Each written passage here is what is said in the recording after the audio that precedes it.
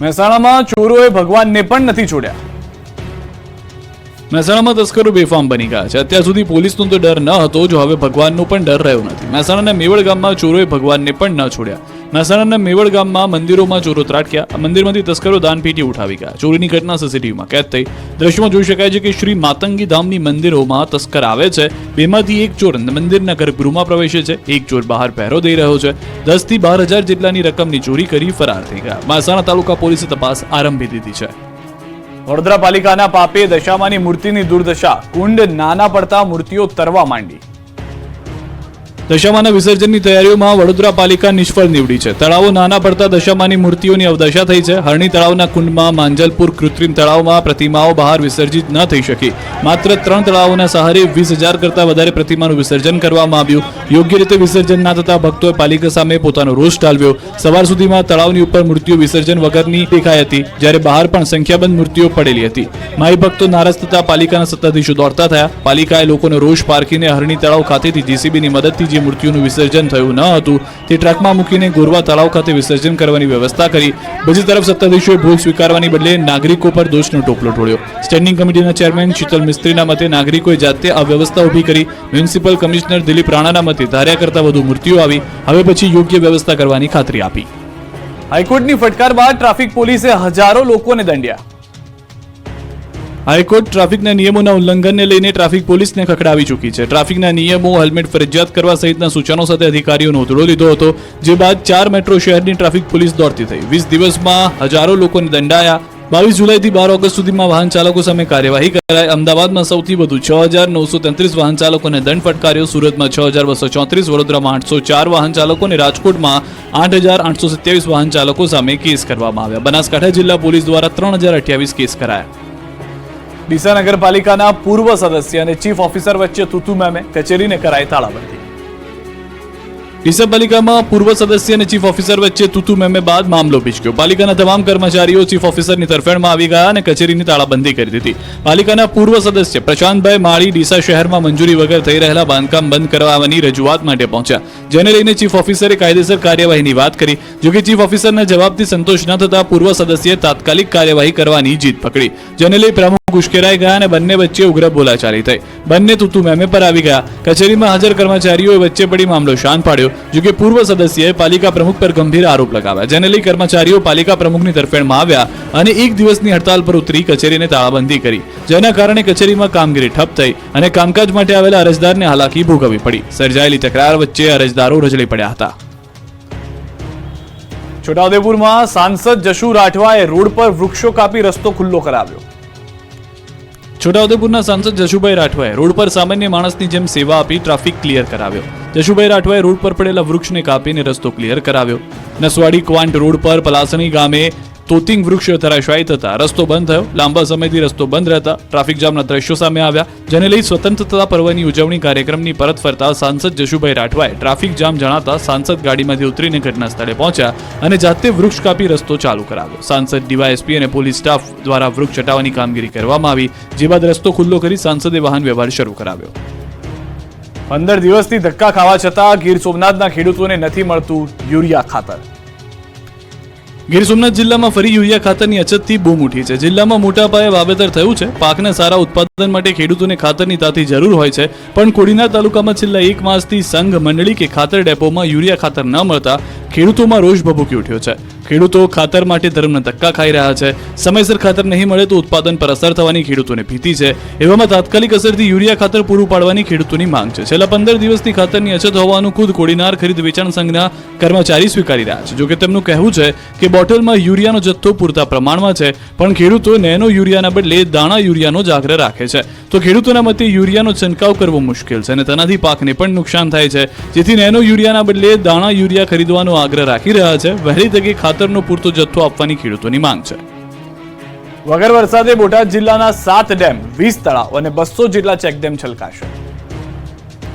બોટાદ જિલ્લાના સૌની યોજનાની બંને લિંક 2 અને લિંક 4 માં 1300 ક્યુસેક પાણી છોડાયું. મુખ્યમંત્રી રાજ્યના ઓછા વરસાદવાળા વિસ્તારમાં સૌની યોજના મારફતે પાણી છોડવાની જાહેરાત કરી છે. ત્યારે બોટાદમાં ચાલુ વર્ષે ઓછો વરસાદ પડતા ખેડૂતો ચિંતિત બન્યા હતા. જેને લઈને બોટાદ જિલ્લામાં નર્મદાનું પાણી આપવામાં આવતા જિલ્લાના 7 ડેમ, 20 તળાવ અને 200 જેટલા ચેકડેમમાં પાણી છોડાતા ખેડૂતોમાં ખુશી છવાઈ. ખેડૂતોના પાકને જરૂરિયાત મુજબનું પિયતનું પાણી મળી રહેતા ખેડૂતોમાં ખુશી જોવા મળી.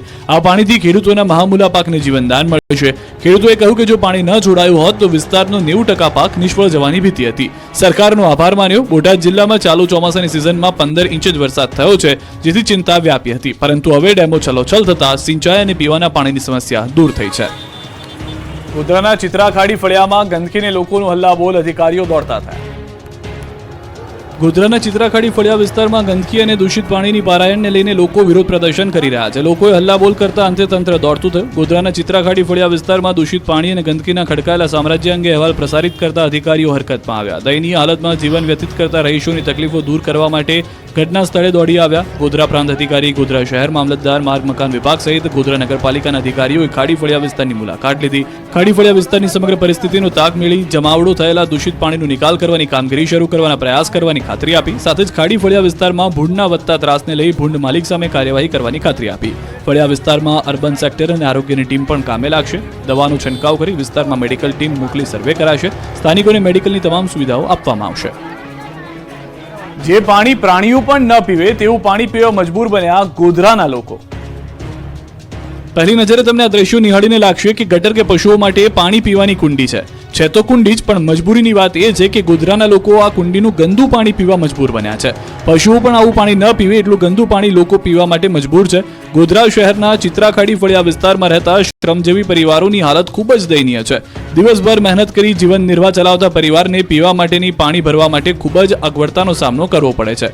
અહીં નગરપાલિકા દ્વારા આપવામાં આવતું પીવાનું પાણી ઓછા ફોર્સથી આવતું હોવાથી રહીશોએ જમીનમાં ખાડો ખોદી કુંડી બનાવી છે, જેમાંથી નાના વાસણથી પાણી ભરવું પડે છે. અહીં રહેતા કેટલાક શ્રમજીવી પાસે પાણી ખેંચવા માટે મોટર નહીં હોવાથી રહીશોને ફરજિયાત આ પરિસ્થિતિમાંથી પસાર થવું પડે છે. એક તરફ દૂષિત પાણી નિકાલની ગટર અને બીજી બાજુ પીવાનું પાણી ભરવાની લાઈન હોવાથી રોગચાળો ફાટી નીકળવાનો ભય સતાવી રહ્યો છે. મહિલાઓનું કહેવું છે કે આ પાણીનો પીવો તેમજ જમવાનું બનાવવામાં ઉપયોગ કરવાથી બાળકો અને પરિવારના સભ્યો બીમારીનો ભોગ બની રહ્યા છે. ત્યારે નલ સે જલ યોજનામાં અહીં ફિયાસ્કો જોવા મળ્યો. ગોધરામાં નગરપાલિકાનું કામ એક સામાજિક કાર્યકરે ઉપાડ્યું. રાષ્ટ્રધ્વજ સાથે પશુ હટાવવાનું કર્યું શરૂ. ગોધરા શહેર પણ પશુઓના આતંકથી બાકાત નથી. ગોધરાના રોડ પર પણ પશુઓનો અડીંગો જોવા મળી રહ્યો છે. રખડતા પશુઓ રોડ પર અડ્ડો જમાવી બેસી જતા અનેક લોકો પરેશાન થઈ રહ્યા છે. પશુઓ જનતાને અડફેટે પણ લે છે, પણ પશુઓની આ સમસ્યા તંત્રને દેખાતી નથી. રોડ પર ઢોરના ત્રાસને દૂર કરવાનું કામ નગરપાલિકાનું છે, પરંતુ ગોધરાના સેવાભાવી નગરપાલિકાનું કામ પોતે જાતે શરૂ કર્યું છે. દરરોજ હાથમાં રાષ્ટ્રધ્વજ લઈને ગોધરાની બજારોમાં બેસતા પશુઓને હટાવે છે. સેવાભાવી કૈલાશ કારિયાએ હાથમાં તિરંગો અને લાકડી તેમજ મુખમાં વિસલ સાથે ગોવાળ બની કામગીરી શરૂ કરી. કૈલાશભાઈ પોતે 2 દિવસ અગાઉ બાઇક લઈ પસાર થઈ રહ્યા હતા ત્યારે એક પશુએ તેઓને અડફેટે લઈ ઇજાગ્રસ્ત કર્યા. આ સામાજિક કાર્યકરના મતે કોઈ વાહન ચાલકને અજાણતામાં માર્ગ ઉપર પશુ અકસ્માતનો ભોગ બનાવે જેનાથી અટકાવવા તેમને માટેની કામગીરી પણ એક રાષ્ટ્રભક્તિ જ છે, જેથી આ મુહિમ શરૂ કરી છે. ભાવનગરમાં રસ્તાના કામમાં પોલમપોલનો પર્દાફાશ. ભાવનગર મહાનગરપાલિકામાં રસ્તાના કામમાં ચાલી રહી છે પોલમપોલ. ઓડિટ વિભાગે રસ્તાના કામમાં વ્યાપક ભ્રષ્ટાચારની પોલ ખોલીને રાખી દીધી છે. શહેરના 25 વારિયામાં વિવિધ વિસ્તારમાં આરસીસી રોડનું કામ ચાલી રહ્યું છે. વહીવટી પ્રક્રિયા મુજબ નિયત થયેલ ટેન્ડર કમિટી સમક્ષ પ્રક્રિયા હાથ ધરવામાં આવે છે. જ્યારે એજન્સીને કામ આપવામાં આવે છે ત્યારે ઓડિટ વિભાગના અધિકારી, સિટી એન્જિનિયર, કાર્યપાલક એન્જિનિયર અને ચીફ એકાઉન્ટન્ટની હાજરી હોવી જરૂરી છે અને તેમની સહી પણ ટેન્ડર પર કરવાની હોય છે. પણ મહાનગરપાલિકાના રોડ વિભાગે આવી કોઈ જ પ્રક્રિયા ન કરી અને સીધા જ દરખાસ્ત કરીને વીપી કન્સ્ટ્રક્શન એજન્સીને 2.34 કરોડનું કામ સોંપી દીધું, જે હવે શંકાના દાયરામાં આવ્યું છે. ઓડિટ વિભાગે તપાસ કરતા ભ્રષ્ટાચારની પોલ ખુલી ગઈ છે. એજન્સીએ કોઈ પણ નિયમના પાલન વગર જ રોડ બનાવી દીધા છે. આરએમસી પ્લાન્ટનું મટીરીયલ ન વાપર્યું હોવાનું અને એજેક્સ મશીનથી કામ કર્યાનું સામે આવ્યું છે. બીજી પણ અનેક ત્રુટીઓ સામે આવી. ત્યારે હવે ઓડિટ વિભાગ આ મામલે કમિશનરને તપાસ રિપોર્ટ સોંપ્યો છે, જો કે હજુ સુધી આ બાબતે કોઈ નિર્ણય નથી કરાયો. ભાવનગરના રવેચી ધામનો પ્રોજેક્ટ ખોરંભે ચડ્યો. ભાવનગર શહેરમાં વિકાસ થઈ રહ્યા હોવાની મોટી વાતોના બણગા અને શાસકોની ઢીલી નીતિ અથવા તો અણઆવડતના અનેક દાખલાઓ પૈકીના કામનો નમૂનો સામે આવ્યો, જે પૈકીનું એક રવેચી ધામ રૂવાયા લેક ડેવલપમેન્ટ છે. ગુજરાત વિકાસ યાત્રાધામ બોર્ડે ₹4 કરોડની ગ્રાન્ટ મંજૂર કરી અને આ બાબતે ફક્ત ને ફક્ત મહાનગરપાલિકાએ માત્ર આ કામનું સંચાલન કરવાનું. તેમાં પણ મહાનગરપાલિકાનું તંત્ર નિષ્ફળ ગયું. આ કામ એજન્સી દ્વારા 1 વર્ષમાં પૂર્ણ કરવાનું છે, જે કામ આજે પણ અધૂરું છે. આજે આ કામને 3.5 વર્ષના વહાણા વીતી ગયા છે, તેમ છતાં માંડ 70% જ કામ થઈ શક્યું. રવેચી ધામ ડેવલપમેન્ટ પ્રોજેક્ટ સાડા 3 વર્ષે પણ અધૂરો છે. આ પ્રોજેક્ટમાં 5 સિટી એન્જિનિયર બદલાઈ ગયા છે, 3 ચેરમેન બદલાયા, 2 કમિશનરની બદલી થઈ ચૂકી છે, છતાં આ પ્રોજેક્ટ પૂર્ણ થયો નથી. ત્યારે કોન્ટ્રાક્ટરે પણ હાથ ઊંચા કરી દીધા છે. કલેક્ટર કચેરી મહાનગરપાલિકાને રજૂઆત કરીને આ કામમાંથી મુક્ત કરવા એજન્સીએ પત્ર વ્યવહાર કર્યો છે. તંત્ર એજન્સીને બ્લેકલિસ્ટ કરવાની નોટિસ ફટકારી છે, પણ આજ સુધી તેનું પરિણામ આવ્યું નથી. વહેલી તકે અધૂરા કામો પૂર્ણ કરવામાં આવે તેવી લોક માંગણી ઉઠી રહી છે. અમદાવાદમાં ધર્મની બહેનને મદદમાં મળ્યું આધેડને મોત.